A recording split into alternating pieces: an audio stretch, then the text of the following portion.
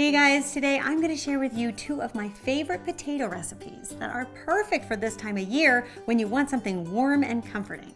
They are my smashed potatoes with garlic, Parmesan, and fresh parsley, and my mashed potatoes with sour cream and chives. Two winners that will pair perfectly with a Sunday lunch or Sunday night dinner.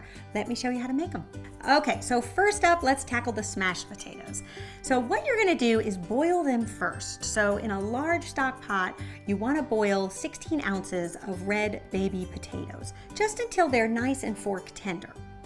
At which point you want to drain them and pat them dry so that they don't have any moisture to them.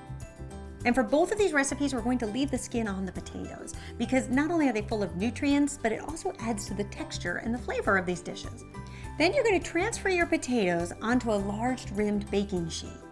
And then you have a few different ways you can go.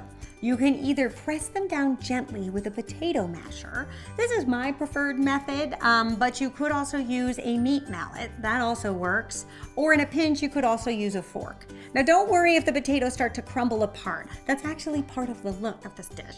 But you can put them back together a little bit with your hands, and once they bake in the oven, they'll stick back together. And then once all your potatoes are smashed, you can go around to each one and just drizzle a little bit of olive oil on the top. And then season with a little salt and pepper.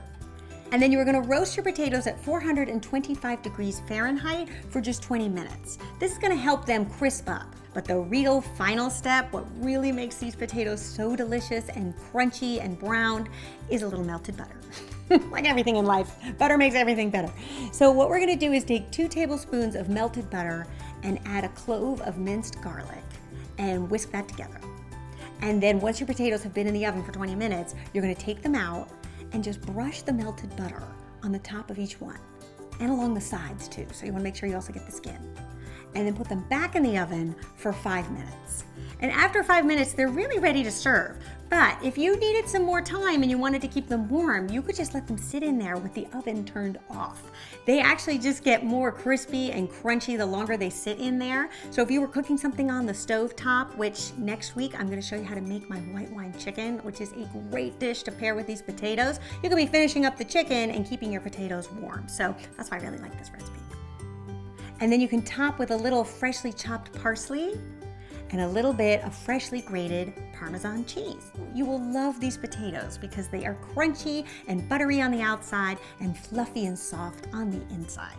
Okay, next up for the mashed potato recipe with sour cream and chives. So we're basically just gonna boil the same amount of potatoes, and then once they're nice and fork tender, you're gonna transfer them into a bowl of an electric mixer, or you could use a regular bowl with a hand mixer, that would work too. And you're going to add 4 tablespoons of unsalted butter, and then you're going to beat that up just until the butter melts and the potatoes begin to become smooth. At that point, you're going to add a 1/4 cup of sour cream. You can then add a 1/4 cup of milk, and then you can whip that up.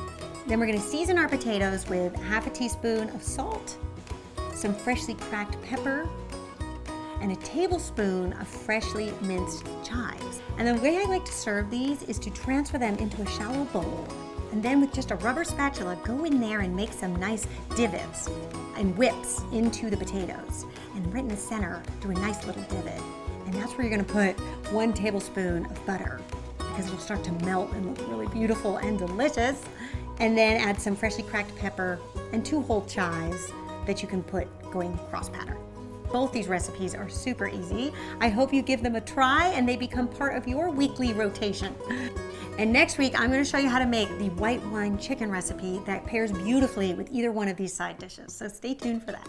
All right, you guys, I hope you subscribe so you don't miss any of these delicious recipes. And I will see you back here next week with another one. Until then, bye.